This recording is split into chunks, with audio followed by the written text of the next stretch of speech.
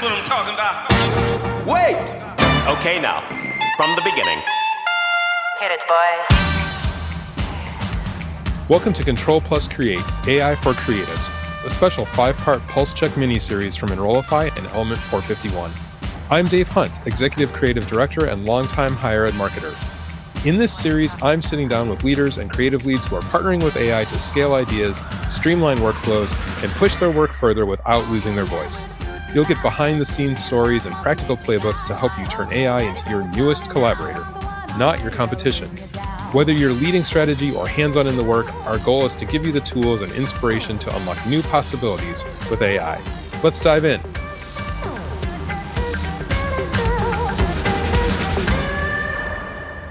My guest today is Lori Mazor. Lori is best-selling author of Temperature, Creativity in the Age of AI, and is a leading voice in artificial intelligence and creativity. She began her career as an architect focusing on cultural and academic projects, then quickly rose to become the first vice president for planning and design at New York University. Today, she's the CEO of Synthetivity, where she develops and delivers groundbreaking educational programs that equip leaders and creatives with hands-on skills to integrate AI into their workflows. Through her educational programs and Humans of AI newsletter, she fosters a vibrant community of professionals exploring the impact of AI on society and creativity. Lori is passionate about leveraging AI tools to help people become better humans, ensuring that technology enhances our humanity rather than diminishes it. And that short version of Lori's bio beautifully illustrates why Lori was one of the first people I thought of to have as a guest on this mini-series. So Lori, thank you so much for joining me today. Oh, thank you for having me, Dave. I'm so excited to talk with you today. Me too. I can't wait. So I thought we could start our conversation by talking about a couple core concepts from the introduction of your book.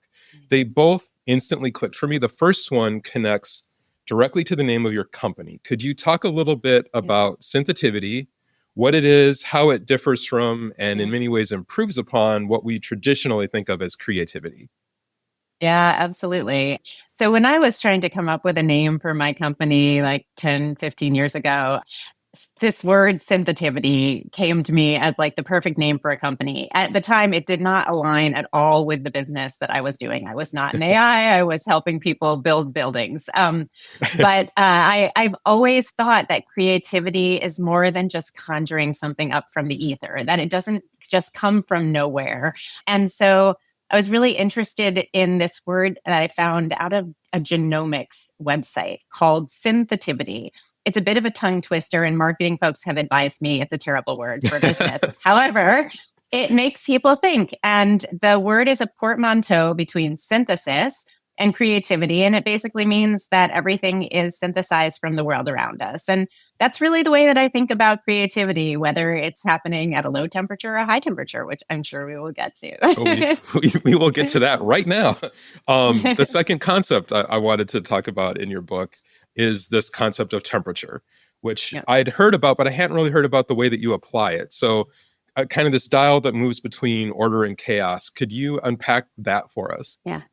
Yeah, absolutely. So when I was in business school, and this was about 2013, 2014, I decided that I wanted to write a thesis. And I was really interested in exploring this idea of how human behavior interacts with a set of rules and what kind of structure that provides for us in creative outputs. And I had a theory that I wanted to test that we are in a flow state when we are aligned with a system that is in alignment with our behavior. So that's kind of the backstory, because I came up with this thesis and I was really like just testing it out in terms of like observations in my daily work life, right? Like not in a scientific way. But when I came into AI, which was in 2022, the light bulb went off and I was like, oh my gosh, like this way that computer scientists have been thinking about teaching machines how to be creative is the way that I've been thinking about the creative process. And so, there was very much an alignment there. And I actually wrote 2 other books in the same year, before I got to this one, like unpublished. Like I got 20,000 words in and I was like, that's not the book. That's not the book. And then finally I was like, why don't I just go back to what I was thinking about in 2013 and write it? Like at this point, I had been so immersed in AI. This was my world. How could I not write about this? So I literally sat down, and I think in a period of 9 weeks, around this time, wrote the entire book, Wow. the what they call the shitty first draft. Yes. Yeah. Yes. Yeah. That's amazing. And you talk a little bit about some of that process in the book too, but like Yeah. the idea of throwing away so many words had to briefly hurt before you were like, no, this is the right thing. And then it's like, okay, now I can Yeah. go. Like that Yeah, green yeah, light there. absolutely. There's this saying that writers have called "kill your darlings." I mean, Yes. I have like murdered many, many, So many. many darlings. Yeah, So many yeah. casualties. So, yeah. Well, I think it will be obvious to anyone who's read your book or seen you speak that you're a highly creative person. But there's lots of conversation and still some resistance from creatives, particularly around AI tools. So how does thinking in terms of temperature help you frame things like generative AI as a creative collaborator rather than something that you're competing with? Yeah. So I think, I guess I want to first start by saying, I think everyone is creative. And I talk a lot about how I got labeled as a creative very early on because, yes, I kind of do that thing that people associate with creativity, thinking outside of the box, being different, maybe a little weird. And that's always just kind of like been who I am. But, I also, I went to design school, I learned to be an architect and, I showed up with, frankly, a bunch of people who were way more creative than me. And you learn that it's not just about like sitting there and coming up with a big idea, right? It's really about regiment and structure and being able to move in between different ways of thinking, right? Some people will call it left brain, right brain. Actually think that our brains don't really work like that, right? They work in an integrated way. I say that not as a cognitive scientist or a psychologist or neuroscientist, right? But our practice of creativity involves thinking of things, in very open ways and very precise ways. And because I am creative, I'm going to have completely forgot your question at this point. So I'll ask you to repeat it so that I get back to the original point. That resonated with me too. And also, I feel like that's something that spoke to me because I also have kind of that, like, I have places where I'm really precise and it feels like that should be in competition in a way with this idea of, like left brain, right brain. And like, well, I'm also really creative, but I'm also really precise sometimes. And these things, if you really buy into that left brain, right brain thing, should kind of be at war with each other, not synthesized and put together. And so the idea that this left brain, right brain thing is actually not based in hard science and is actually up for debate. So many people just take that for granted. So a side point, but I still think like a really interesting thing to discuss. Yeah, absolutely. We were originally thinking about the idea of co-opetition and the idea that we can be collaborative versus competitive with AI. Yeah. So, I think that like if you start with an abundance mindset, right? That it's not either or, but it's a yes and, right? And I think that's a big part of framing creative thought, right? Is imagining that things can be more than they are. Again, back to business school, I had a fantastic professor named Adam Brandenburger who wrote a book called Co-opetition. And I took game theory. It was one of my favorite classes. And Adam was my thesis advisor. And so this idea, and when I think about temperature, we're talking about basically a scale that goes from a recipe, like something that's very controlled and gives you the automated output that we like to see when we try and do things in a serialized way, all the way up to, you have a blank page, an open field, you play a game of chance, right? And I thought of this as very much a kind of game theory structure. So at the very middle is negotiation, right? Where where two conflicting things come up against one another. And there are certain people who find their sweet spot there. Mm-hmm. Right. And that's pretty amazing. But I think also if you sit and Rainer Maria Rilke talks about living in the question, right? Mm-hmm. If you allow yourself to sit in the question long enough, everybody can arrive at that place of co-opetition, right? That place where ideas don't conflict with one another, but create something bigger. And I'll often, when I'm standing in front of an audience, say, what happens when you put red and blue together, right? Everybody says purple. Right. And so, red and blue doesn't have to be like war. Right. Red and blue can also be purple. And I think that's what happens in business, right? So to kind of like bring this back, creativity is not just about like making pretty pictures. Like Right. creativity is about solving complex problems that help us to advance as a society, as a culture. And so in a business context, right, that means that JetBlue and United Airways are not in conflict with one another, right? Together, they provide a global transportation system for people to be able to fly around the world, right? And when everybody's doing well, it's like rising tides raise all boats, right? It creates a better, more valuable marketplace for everybody and everyone benefits, right? And so the point of co-opetition is how can you find ways of kind of elevating your market in order to serve everybody well rather than go on, head to head conflict and like crush your enemies.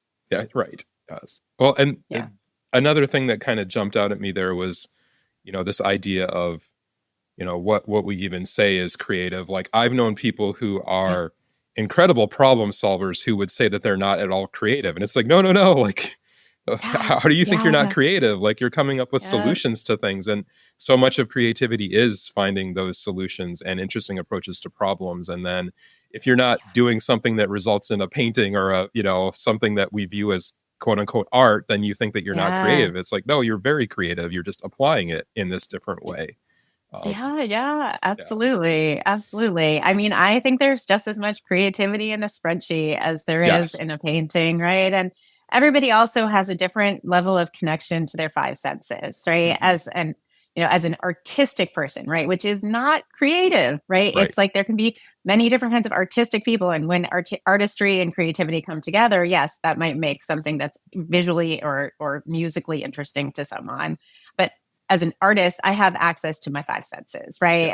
And one of the things I teach in my AI classes, before we're even using AI, I do a lesson called sketching with words. And I have everybody like, what does it look like? What does it feel like? What does it smell like? What does it taste like? What does it, what does it feel like? I think I repeated that one. What does it look like? Yeah. So I want people to really learn how to use visual language, which is not just about what you see with your eyes, right? It's like how hot it feels on the subway, right? What the surfaces that you're touching, right? What it's like when you feel thirsty. Those all create a visual experience. Yeah, I love that. I love thinking about it more holistically like that. In your book, you mentioned a debate at Tufts where you said that we're in a rare moment to embrace chaos. Could you explain what you meant by that? Oh, yeah. I mean, so I think that my book explores maybe half of creativity. And I think you often write books to invite people to prove you wrong, right? Sure. And so I feel like at that high end of the temperature spectrum, right, where we basically have a blank page and, we're open to chance and opportunity, right? And we as humans are doing less in terms of trying to control the outcome. This is where I think some super duper magical things happen. And I've begun exploring that with my music, kind of seeing how I can get myself out of the process, particularly get my ego out of the process. But I think like in terms of the academic study of chaos, right? We are at the precipice of quantum. There is an entire universe that we cannot see, that we do not understand. Like we only know a fraction of the knowable things. And so, I think that's kind of like the next frontier to be explored by human beings. And it seems like very exciting to me. And I hope to live long enough to witness at least a portion of it here on Earth. Yeah, it's really cool. I'm curious then, kind of following up to that, about your thoughts on whether as generative AI tools become a little more polished and feel like there's a question, I guess, on whether they still have that same sort of temperature at play, or if they're getting more polished and they're becoming more connected to, the kind of like that winning algorithm that slowly materializes. Do you think that those algorithms becoming polished and veering towards the level of familiar reduce the opportunity, or is it still there for us? Yeah, I mean it's evolving and it's changing, right? And some of that will be for the better, some of it for the worse. So this concept of temperature, just for our audience who's like not a computer scientist, hasn't read the book, like doesn't understand what this means. So temperature is literally a parameter in AI models that if you are a developer and you are working like directly with what we call the API, you're building products, not like you're sitting on ChatGPT. You won't be able to tell on ChatGPT like Right. what temperature the model. I have no idea what temperature the model is operating at or if they change it. But when you actually build things, you can adjust that temperature, right? So, if I'm designing a conversation for a client and I want them to get a very creative output, and when say creative in this sense, I mean a very diverse, different outlier kind of output, Yeah. right? I'm going to dial that temperature all the way up. That means that every time I'm also going to get a different answer, right? So Mhm. that's a choice. I can like turn it up, I can get a lot of variety, but it's always going to be different and it's really hard to control.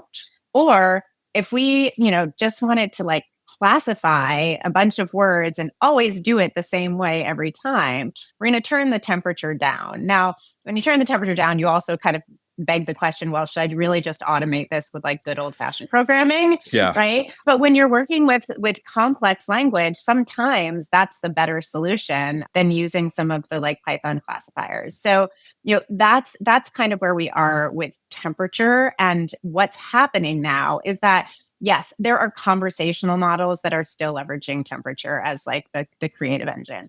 However, we now have reasoning models. Right. Right. We also have agentics. Like the world of AI is getting much more complicated and orchestrated. And that's all being done like by training these models, with more and more parameters of data.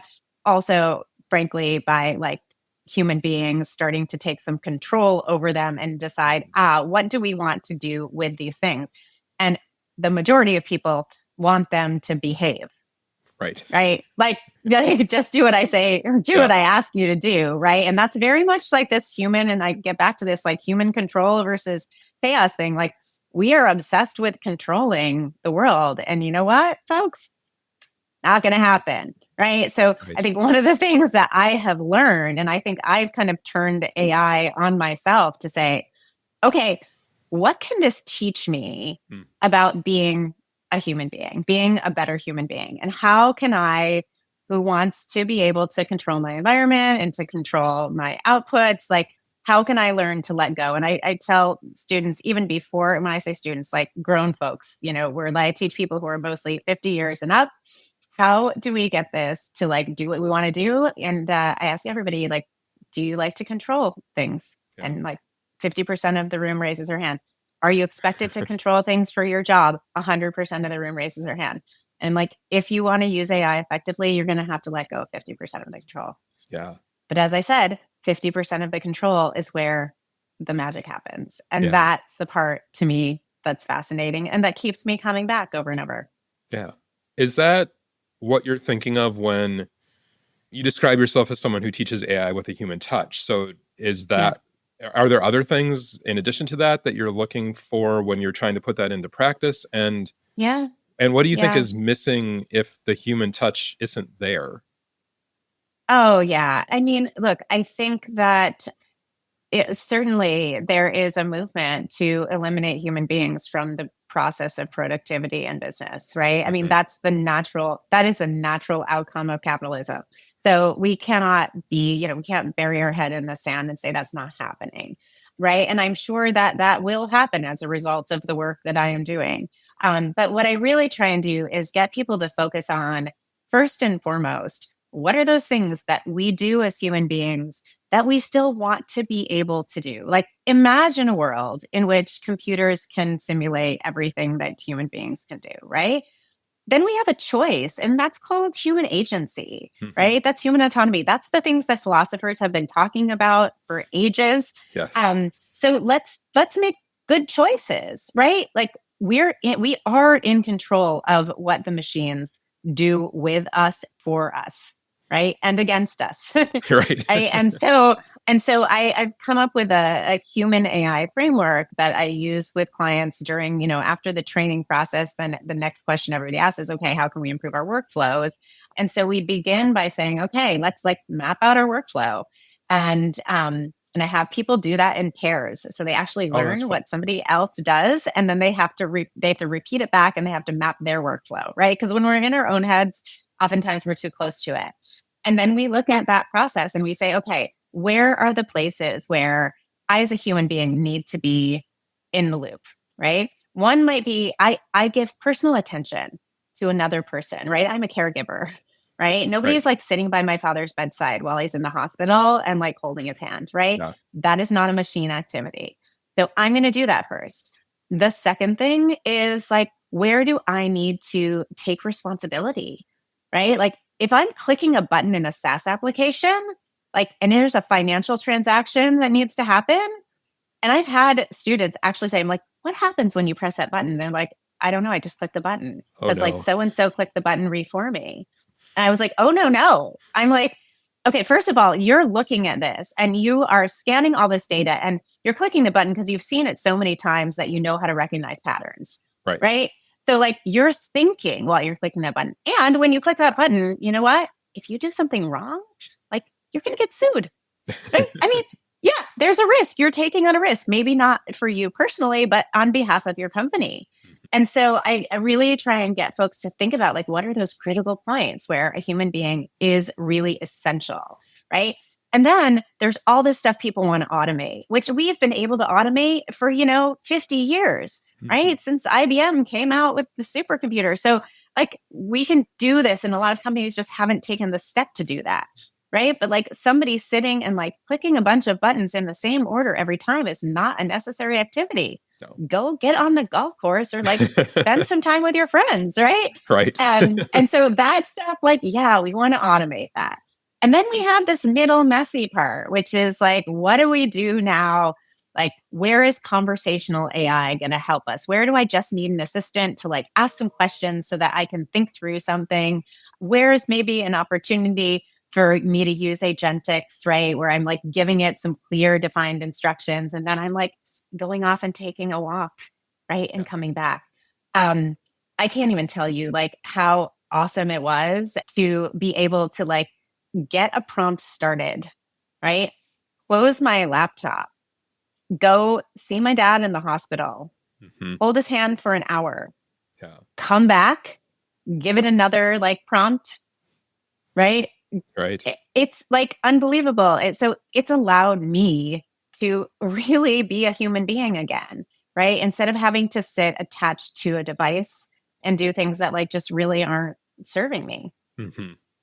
No, I love that the idea that this technology that can sometimes feel, I think, to detractors, cold or, alien or whatever, it has this opportunity to actually create space for us to be more human and more present in ways that only we can be, right? Like, that's such an important, huge potential positive shift for us. Yeah. And it's oddly, the like mirroring effect and the ability to like understand human language, like it's oddly human, right? It's like, and it's weird. And, we've all seen the studies, like people are using it for therapy. Like I use it instead of journaling now. Like I dump my journal in, I like make sure I have my privacy is protected, and I like get insights on myself. Like I do this also with like real human beings who have expertise, right? I'm not like relying on it to like give me guidance on deep things. But it's as a mirror, it's like a phenomenal way of coming to self-understanding. And so, yeah, I think in conjunction, and I like all of this, like in conjunction with real, live, touching, feeling people. Yeah. Right. Is there something in your work with companies and creatives, training people to be more open and to really embrace this idea of AI and using it effectively? Are there things that you recommend as kind of like first steps if somebody's in a leadership role and they really want to foster an environment where these things are encouraged and possible for their teams, particularly if they're teams of creatives? Is there kind of like a first step or like kind of like a foundational thing that you start with recommending? Yeah. I just start with recommending number one, everybody in your company needs to be able to use AI. And that is like from the boiler room to the boardroom. Mhm. Right. And I think that oftentimes people in leadership positions get so focused on enterprise use cases, which, yes, you do Yeah. need to be thinking about and building towards. But more importantly, is a federated approach that every single person needs to be able to use this the same way they use Microsoft Excel. Okay. The second thing is just pick an application, right? I train on ChatGPT because to me, it feels like the most detached from like the Microsoft world or the Google world. You can Mhm. use it with anything. You can get a subscription, you can drop the subscription, right? And it is a phenomenal training platform. I just ask people to commit to it for 30 days, right? And so 30-day commitment, use it every day, put a post-it note on your computer that says, can I do with AI? Can I use AI for this? Right. And just get yourself in building new habits and building new pathways in your brain. Right. I think a lot of times people get hung up on, should I get Copilot? Like we already Yeah. have Microsoft, or should I do Google? It doesn't much matter. Copilot's definitely going to be more on the low temperature end. Sure. It's really optimized for like success in working with your existing Microsoft data. And if that's your jam, like go for it. It's not going Right. to be able to give you those higher level philosophical insights that ChatGPT will. On the other hand, Gemini is phenomenal, and Google is like a strong competitor. And if you're already in the Google world, like it integrates really nicely. But yeah, just pick one. There's no wrong choice here. Just pick one, get people used to using it. You can always switch later. It's not a big transition. Yeah. I love that. And I think your point on a federated approach is so correct. Like we don't have to solve these giant enterprise scale solution, come up with Yeah. something for that at that level, which can take in higher ed can take a university years to do something like that. Like Yes. let's Yes. be a little Yes. more nimble. Let's start at the team Yeah. level, Yeah. and go from there. I think the Yeah. top down approach is helpful and needs to be happening, but being open to the bottom up approach also Yeah. feels like it's really making a difference right now. Yeah. Um, Yeah. And the use cases percolate. I mean, yes. that's the thing that I've observed, right? Once people use it, they're like, oh, it can do this. And then rather than sitting in a boardroom with like sticky notes and, trying to come up with use cases, right? And in a vacuum, you've got people who are actually knowledgeable about the work that they do and skilled, right? Mhm. Who can be a team of advisors. So I tell companies like, spend a good 3 months, like getting people trained, letting them experiment before you're even starting to think about enterprise level use cases, Yeah. right? Because you're going to invest in the wrong thing, right? Right. And the Right. technology is going to keep getting better and better. Yes. Changes so fast. So yes, absolutely. So I wanted to close out our conversation talking about a post of yours from your Cool. Humans of AI newsletter. I read this and I was like, oh my gosh, I have to talk to Lori and I have to talk about this. So I'm being perhaps a little self-indulgent here at the end of our Yeah. episode, but you wrote a post called Growing, a Rhizomatic Love Story. And I want to talk about this because it gets really into creativity and also art.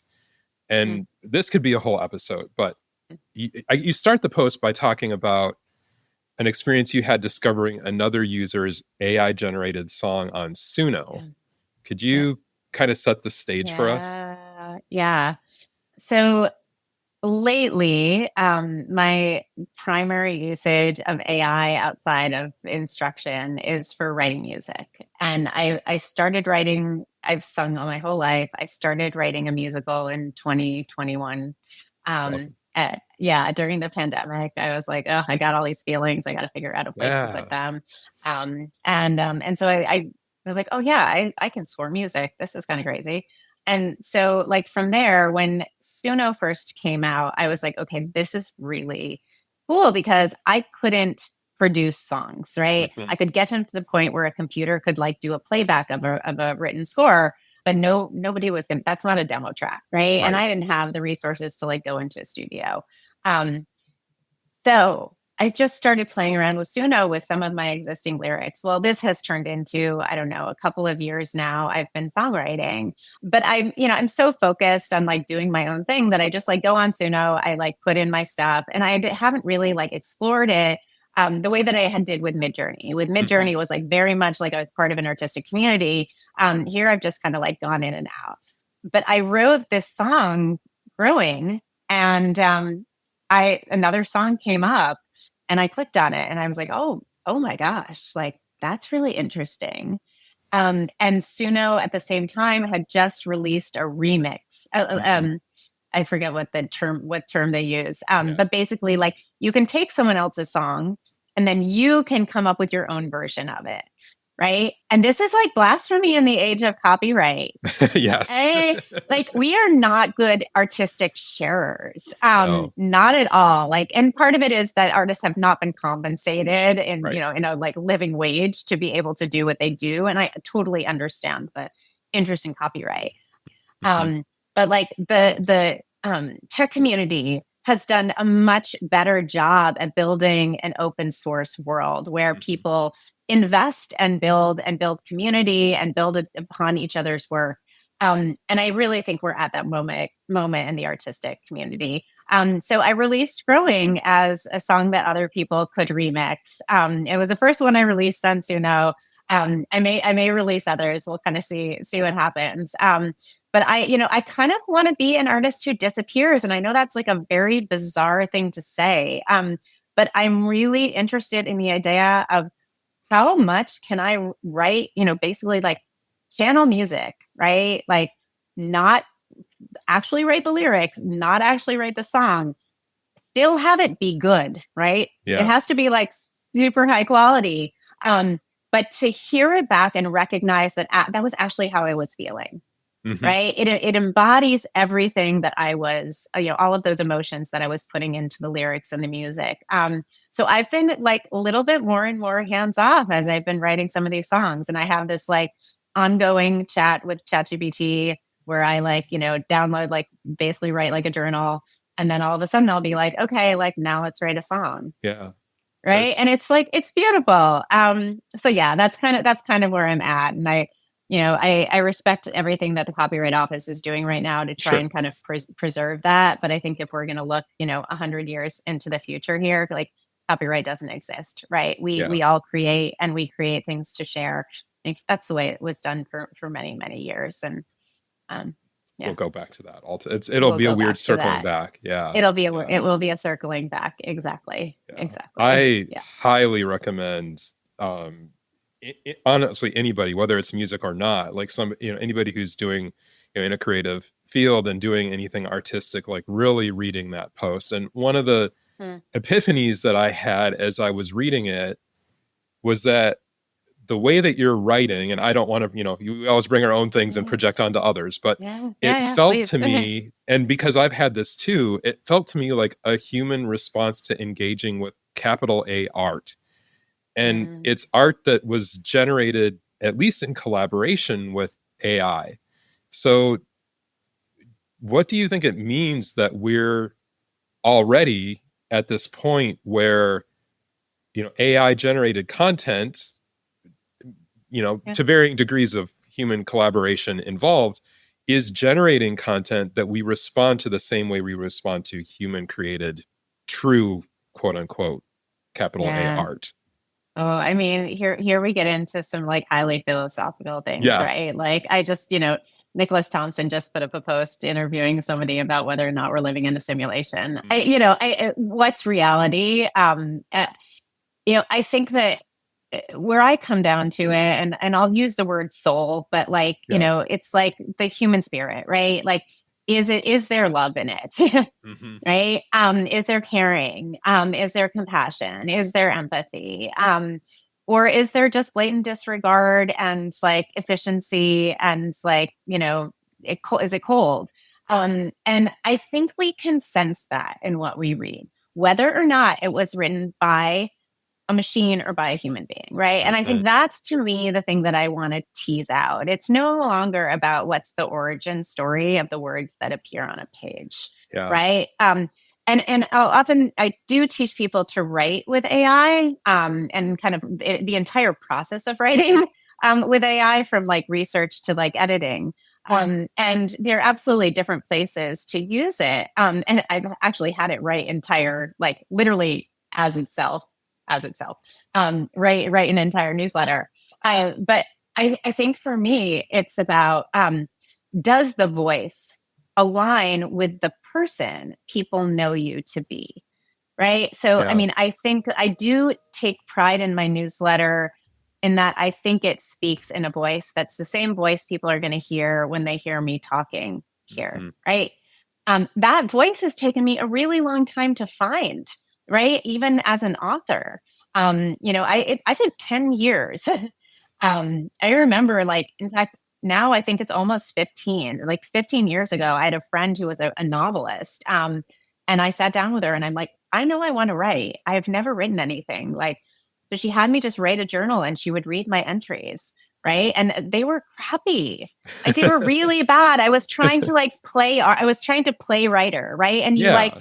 adopt different people's voices. And then like Yes. at a certain point after you've been doing it long enough, and I tell people, I think my first newsletter was like talking to yourself, right? Mm. Like the best thing you can do if you want to be a writer is to write to yourself, right? And then you find your voice. And so I realized that like sometimes I can be really like academic and serious, and other times I like I love a really, really well placed F bomb. Right. And Yeah. I've gotten ChatGPT to like swear back at me. And so I feel like, we're like this. You've Um, you've crossed that divide. I've crossed the divide. I've crossed the divide. Yeah. I've loved an M dash longer than anybody on the planet. Right. Don't get me In started. fact, That still hurts me. oh my God, I bought a book of haikus because like I love writing haikus. I've like loved writing them since I was a kid. Yeah. And like they all have an Yes. focus. Yes. Yeah. Yeah. But if you're writing like if you're writing a business email, don't put an M dash in there. Like that is weird. Right? It's just weird. Yeah. So, particularly I think, like 5 or 10 of them, right? Like it's yeah, so heavy-handed with some of no. those things. And it doesn't need a space on either side of it. You just need No. the M dash with the letters. Yeah. Right. All good. Right. Well, you close out your post by saying the earth is shifting beneath our feet. The rules of the old world no longer serve us. You cannot steal what was never yours to possess, which we've touched on a little bit. But as we wrap up our conversation, what rules, or is there one big rule that you think creatives most need to unlearn right now? Oh, that's a good question. Look, I think it's all about finding your own heartbeat. Yeah. Right. Like for every person that's going to be different. And I think when you like find true alignment with yourself, like what your purpose is. And that can often be changing. But I think just really, really being connected with yourself, being connected with like what makes you happy, right? What makes you satisfied? Like what brings you joy? What service you can be to other people, right? What is your art doing in the world? Why do you make it, right? Mm-hmm. Do you make it just so that you can like have your name on like a gallery wall, right? Or do you make it because you want to move people, right? And I think at the end of the day, right, if we like play the long game here, it's about, how is what you make of value to other human beings, and how can it transform the world at a level and a scale beyond your one person. Yeah. Right. I think when you find that, then you find real art, right? Otherwise it's like just a pretty picture. Yeah, that's so true. Well, Lori, if people would like to learn more, connect with you, find your newsletter, where can people find you? Yeah, absolutely. So I pretty much live on LinkedIn. I can't manage more than one social media channel. So that's the best place to find me. Please connect with me. If you're able to send a message, awesome. If not, like just follow me and comment on my posts, because if I see you commenting, I'll like recognize you when you show up in my connection requests. And yeah, you can like read the newsletter there. And then, from there, you can find the website and all those other things. That's awesome. Thanks so much, Lori. Well, that's a wrap for this episode of Control Plus Create. thanks again, Lori, for sharing great insights on creativity and how we keep our humanity central in all of this AI and new technology. I, again, highly recommend checking out Lori's Humans of AI newsletter, so do that. We'd love to hear your thoughts on this conversation, your favorite takeaways, how you're using AI to enhance and further your own creativity. So let's keep the conversation going on LinkedIn. I'm Dave Hunt. We'll catch you next time.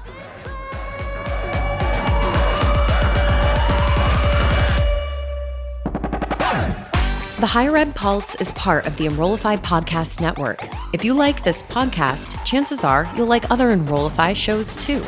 Our podcast network is growing by the month, and we've got a plethora of marketing, enrollment, and higher ed technology shows that are jam-packed with stories, ideas, and frameworks, all designed to empower you to be a better higher ed professional. Our show helps higher ed marketers and admission pros find their next big idea and features a selection of the industry's best as your hosts. Learn from Brian Gross, Eddie Francis, Jenny Lee Fowler, and so many of your favorite leaders in higher ed. Enrollify is made possible by Element 451, the next generation AI student engagement platform, helping institutions create meaningful and personalized interactions with students. Learn more at element451.com.